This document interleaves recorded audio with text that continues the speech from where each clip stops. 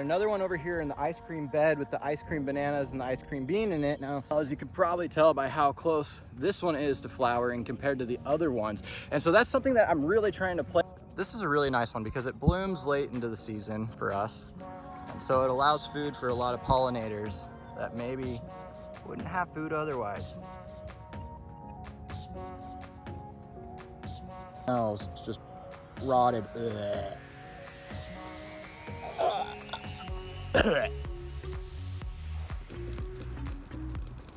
Ahead, we got this table in here that's going to use for right now seed saving. I've got all the roselle seeds.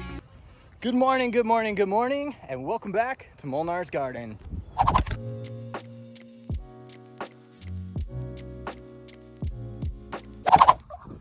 Right, so I wanted to start you guys off today because I've got some exciting news with the angel trumpet. If you guys remember, we got angel trumpet recently when my mom was having her birthday. I put about 4 different plants on the property. We don't know what color they are yet, but we're about to find out. Check this out. So we have one of the angel trumpet down here next to the chicken coop, and as you can see right along here, we're starting to get different parts forming where we're gonna start seeing flowers coming out here soon. They're starting to pop up all over this plant. I haven't seen this plant in a couple days. Focus, camera, come on. There we go. We're gonna find out soon. This is only one of them, and this isn't even the closest one. You guys wanna see the closest one? Let's go head up to the front. I'm gonna work my way up front, but that's the one I just showed you. I got another one over here in the ice cream bed with the ice cream bananas and the ice cream bean in it. Now, this one is actually a little smaller. It's kind of hard to see, but it is starting to form too. So it looks like we may have more than one starting to flower down here in the back. Check this out. A lot smaller, but you can see it is starting to come in. Now, one of the things I've noticed with the angel trumpet is they are very much like bananas in the fact that they are very heavy feeders. They like a ton of water. If you can't tell with the bananas, we haven't been getting much rain. So I gotta go through, water a whole bunch of stuff today. Do some cleanup after the hurricane, tropical storm. It wasn't really much of a hurricane in all honesty, but like the only thing that we really had that got damaged was our cranberry hibiscus here. You can see it got blown over. So I gotta get that up today. Make sure that it's all propped back up, propagated out a little bit just in case anything went wrong with it. Because the last thing I wanna do is have that plant be gone. We absolutely love that plant. It's an amazing one to have here on the property, not just for the taste, because it is an edible plant, but the coloration on that is just sick. But here's another angel trumpet. Let's check how it's doing. So here's the other one up front. This is probably the most not well performing one. It doesn't look like it's got any type of flowers starting to form on it yet. This spot on the driveway area does not get as much water as, say, the one over here. Let's go check that out. Now, like I said, these are really heavy feeders. They like a lot of water from what I'm noticing. And this one over here tends to get a lot of runoff from that right there, the downspout. The water tends to flow down through this area and end up hitting this angel trumpet really well, as you can probably tell by how close this one is to flowering compared to the other ones. And so that's something that I'm really trying to play with, is making sure that I'm utilizing the flow of water on the land as best as possible to get to the plants that really need it. It doesn't always work out in that case, and so I kind of have to tweak things and substitute in, but it looks like we're getting there.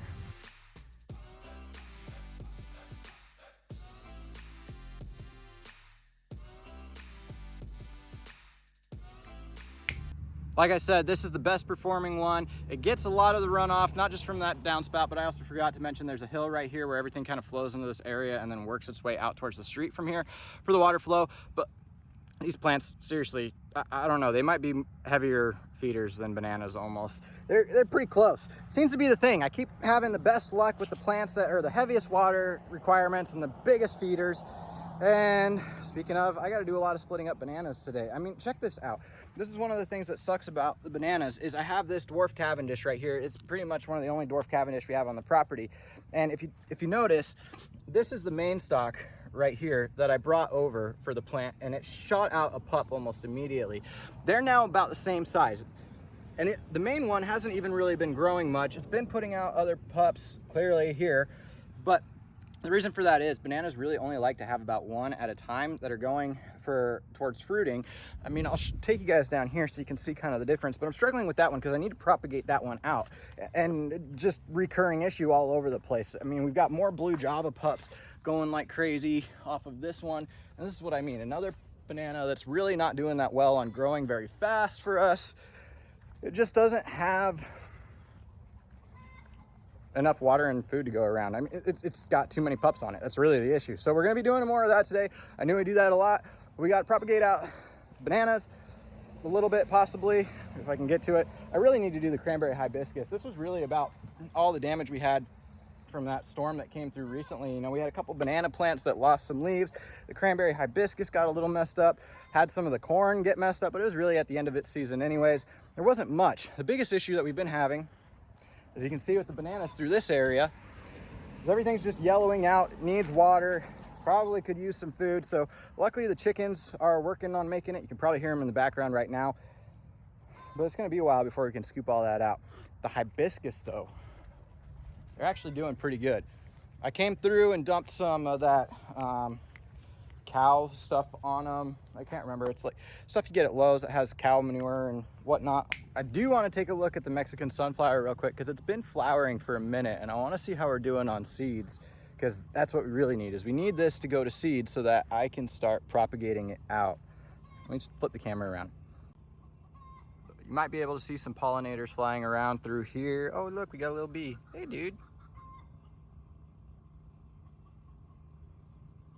As you can see, it looks like a lot of them are starting to go. Hopefully we'll get some seeds off this soon. Oh, good.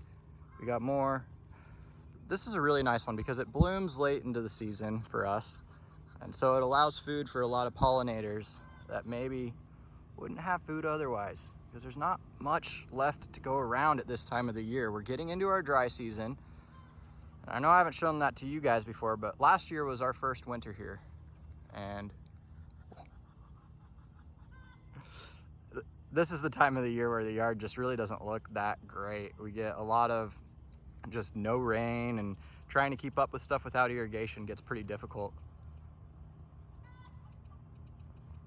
But this is one of those plants that's really gonna help out with that, because it'll be our chop and drop mulch, like I said. So we're gonna wait for everything to go to seed, and then we'll collect those seeds, propagate this out.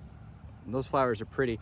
And then next year we'll be able to go ahead, and if you've seen me on this channel before, you know I've talked about it. We'll cut these about halfway and use that for chop and drop mulch all around the property. So that's one that I'm really excited to have propagate out, hopefully over spring and everything going into next season, and next year will be a lot better. That's the goal anyways. I mean, everything that I've heard is supposed to be about 5 years to get property like this up and running. We're only on year 1, and so we're in for the long haul here, you guys. But anyways, that's it for kind of a quick update on some of the things going on the property. We do have rocks coming for the pond tomorrow. If you missed that video, go ahead and check out pond build part number 2 that we just filmed yesterday. As for now, I'm gonna go ahead and grab that cranberry hibiscus and make sure that we get it squared away and nice and taken care of so that it can bounce back and keep propagating out. Because I swear, the color on this is just insane. It really just kind of looks like almost Japanese maple with the coloration. The flowers have started to come in and are looking fantastic with that color. And so I really want to keep this one around, especially with the fact that, but you know, the leaves taste really good too. Just, you know, let's find a good young one. The younger they are, the better the flavor, and that nice little taste of cranberry. Kickstart your day. Let's get that propagated out or squared away. I need to find some equipment. Hold on.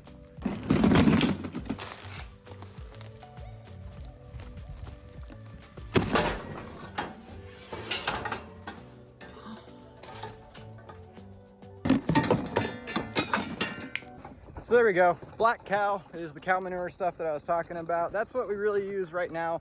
I don't like buying stuff, but unfortunately I'm waiting for the chickens to make all the fertilizer that I'm gonna be needing, and I won't use anything that's not organic. I'm trying to build the soil here instead of using chemicals. So we're gonna take a shovel, a pitchfork, and a rake, and we're gonna scrape away at the cranberry hibiscus, see how it's looking on the root structure, and then try and prop it back up, cut it down if we need to, propagate it out probably, and we'll go from there. One of the first things I want to do is come in here and try and get some of the weeds that are coming around, because of course the weeds just never end. The grass just comes up like crazy. I don't have a lot of hardwood mulch to really suppress the weeds yet. We're working on getting that still, and like I said, that's why we're trying to propagate out stuff like the Mexican sunflower, because unfortunately getting mulch has just been a constant issue for us.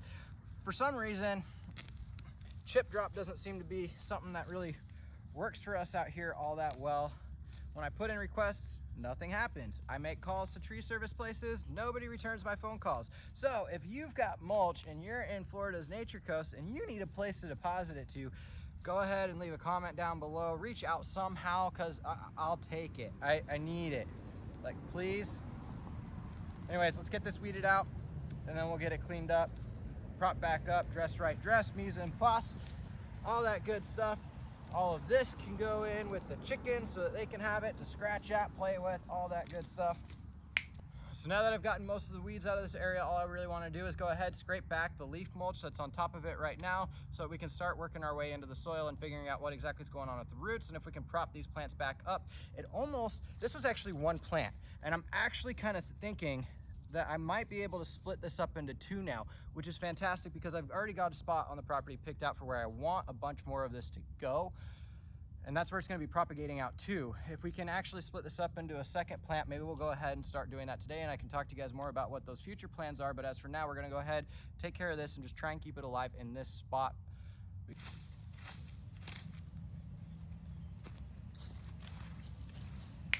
All there is to it. Pull the last couple bit of grass that's in here out, so it's not taking any water or food from the plant that we want in here. Now, that's one of the things that's really important with these plants, is you want to make sure they don't have any type of competing vegetation around them to take away the water or the nutrients, anything like that. Unfortunately, like I said, suppressing the weeds is going to be an ongoing battle. It'll get easier as time goes on the property, but for now, in the first year, I can't keep up. Is that why it seems like it's 2 instead of 1? All right. See, right down here, I'm not sure what happened, but that's not looking good. Now this is where it seems like it's separated out into 2 plants somehow. I'm not quite sure, but I'm not sure what's going on here. We're gonna go ahead and dig down and see what's going on in this section real quick. Oh, felt a pop. Yep. Okay. So here you go. We got the whole plant up. Like I said, this is why I wanted to go a little wide. You can see I've been able to keep a lot of the roots intact. It does look like the plant's splitting up because it's just coming apart. So here you go. One plant has now turned into 2. So like I said, when I bought this was actually only one plant, a little tiny dude that grew out throughout the season, has now split up into 2 plants. So I'm kind of glad I dug this out. We're gonna go ahead and keep one of them. I don't know which one yet, but I'm gonna keep one of them in this spot. I'm gonna take the other one and move it, but on both of them, I'm gonna cut them back pretty heavily so that they have a chance to reestablish. We'll go ahead and propagate the stuff out that I cut back so that we can put it into other spots and keep having more and more and more of this on our property. So let's go ahead and I guess get to it. So this is where that cranberry hibiscus is gonna be coming into. Now, we've got the 2 bananas here. I wanna put a trellis in between the 2 of them, like on the other side to mirror that, and then same down there. I gotta move one of those bananas, put it over there, and then a trellis there. If you can see kind of the rows, they're a little hard to see, but this is where we put in a bunch of prickly pear cactus. They're doing okay. I mean, these ones all got mowed over by somebody's stupid truck that decided to drive through here, and they're still kind of bouncing back now. So I'm hoping that everything will be good. We have 3 rows of them, one right there, one right there, and then another one right there. Like I said, they're really small still. So I want to put the cranberry hibiscus. Oh, I'm tripping over stuff. Oh. Anyways, I want to put the cranberry hibiscus right in between these 2 rows, because there's going to be, we got a double Mahoy here. That's a dwarf Cavendish. I want to swap the dwarf Cavendish out and put another double Mahoy there all together, and then another double Mahoy right there. So I want the cranberry hibiscus in between. Why is my thumb, look at this, look at my pinky. What is it doing? So we want to put the cranberry hibiscus in between where the next double Mahoy is going to go. And then I've got some aloe vera plants that a fan of the channel was kind enough to donate to us. So we've got those aloe vera that I'm gonna bring up here. We're gonna turn this area into kind of a succulent area. This is supposed to be Dragon Alley. I don't know if we're gonna put dragon fruit in just yet. I'm thinking we're gonna hold off on it. Keep running the prickly pear cactus until we're ready to do that, because it's gonna be a lot of money. And money is a problem. We're not rich. So funding is an issue, resource management, yada, yada. So I'm gonna put the cranberry hibiscus in for now and give it kind of that deep red look with the double mahoys in between them, because the double mahoy, if you guys haven't heard me talk about those before, the cool thing about those is they're actually a variety of Cavendish that puts out, normally a Cavendish, a Blue Java, Namwa, any type of banana is going to put out 1 rack of bananas every time it fruits. The double mahoy have a weird mutation where they'll actually put out more like 2 to 3, and so I think that would be sick, having the double mahoy, which is behind the wheelbarrow, you can't see now, of course, great. Anyways, as it grows up, it'll put out 2 to 3 racks of bananas at a time. You'll have the cranberry hibiscus with that deep red in between it. And I just think that look would be amazing right here in the front yard. So let's go ahead and start setting that up. All right, that's plenty deep. I went ahead and went a little deeper on this one because I'm gonna go ahead and stick some of the compost down in the hole with this so that the plant on this side, it hasn't gotten the food and mulching that the other side has gotten already throughout the last maybe 6 months. So I'm gonna go ahead and throw some of it down into the hole to kind of kickstart it a bit.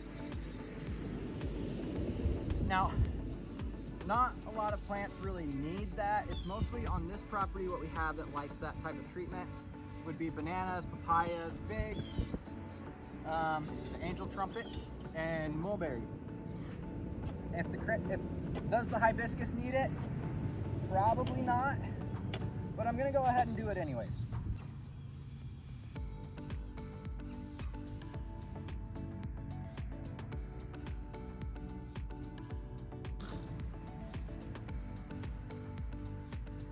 Bring this over, find out.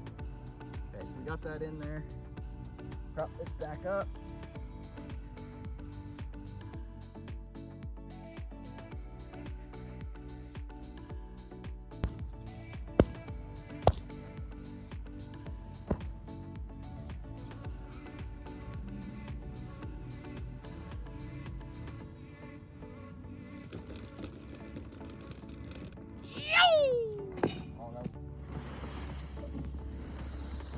But we're starting to get leaf drop, so I can start getting mulch again from my own yard and the neighbors.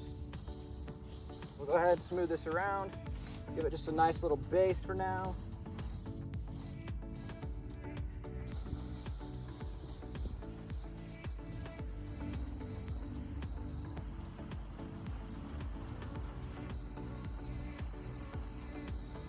All right, so I'll show you guys real quick. You can probably see a lot of the waters run off down here, and that's because we're on a hill. This is why I water twice. A lot of the property is downhill, uphill, sideways, and under. And so with the water running off, that's why I like to come back and water it a second time. It gives it gives the soil around the plant a chance to really soak in some of that water, so that when I come back that second time, it'll absorb it even better rather than having it just run off. So we'll go ahead, let that one sit for a second. I'm gonna go take care of watering the other one. We'll water that one again one more time, and then I'll take you guys in and show you some other things that we got going on. This is about how tall the plant was, and that's about how tall it is now. So I went ahead and cut a good amount of this off so that it wouldn't get blown around in the wind, give the plant a chance to resettle and have its roots take back control over the ground and anchor in. I'm gonna do the same thing to the other one and try and propagate these out. Hopefully that works. I'll show you guys out. It's not anything too crazy, but this is definitely going to be a huge help. I'm going to go ahead and bring all of that cranberry hibiscus in here once I get it potted up and everything. I just want to show you guys real quick the new station we got set up, because propagating things out, like I said, has been a pain in my ass between the dogs, the cats, and the baby. Everybody's knocking the pots over as I'm trying to get them settled in, and it's just not working. So I went ahead, we got this table in here that's going to use for right now seed saving. I've got all the roselle seeds that, if you guys remember, we did that massive roselle harvest for our first time ever off of a couple plants, and this is all the seeds that we got. And to be honest, this isn't even all the seeds that we had. If you guys remember our chicken getting attacked, had a bit of a problem. We had me and the wife having to deal with some stuff, and At the time, the roselle seed pods were all sitting in a bowl. When all that went down, I was supposed to get to them the next day so they didn't get all moldy. I didn't, because we got stressed out and everything else going on. So it took me more than a day to get to it. The seed pods started getting moldy. You definitely want to try and get them out before then so that happened. So this is what was left that I was able to rescue. This is about half of what there was. So, I mean, it's still a very large amount, luckily, but it definitely set us back quite a bit. So next year in spring, we're gonna go ahead and plant all these seeds out from all this roselle. Both these 4 sheets of paper that these are on, these 4 piles, that's all just roselle. So that's gonna be our first main crop that we think we're gonna be able to grow out for profit next year. The roselle seems to grow pretty well on its own for us, and it's one that actually does pretty good. So I'm pretty excited to be able to put that in the ground, propagate that out, and start going ahead and actually having something to sell here with this farm. Now, the other thing that we got, you might have noticed these. I don't know if you guys remember this a while ago, but we tried doing this before. These are Eucalyptus deglupta, I think is what the Latin name, rainbow eucalyptus. If you guys have seen those in Hawaii, they're absolutely amazing. Olivia and I fell in love with them on our honeymoon, and so we call them our honeymoon tree. We've been dead set on we have to get them on the property. They didn't work the first time. We're gonna try it again. I just took them out of the refrigerator. They have to go in the refrigerator for about 20 to 30 days. Today is the day that they can finally come out. So they're gonna go sit in there, warm up, and that's what triggers the growth on the seeds to start springing forth so that I can go ahead, take those plants and then put them outside, hopefully sometime in the spring. That's the goal. Hopefully everything will work. The eucalyptus plants actually grow super fast. I think the record growth on those is about 32 feet in 1 year. I'm very excited to see how that goes. Anyways, Olivia just finished editing the pond part 2 video, so that's gonna go up, well, probably today. So you guys will probably see this video maybe tomorrow or the day after. We've got rocks coming in for the pond tomorrow.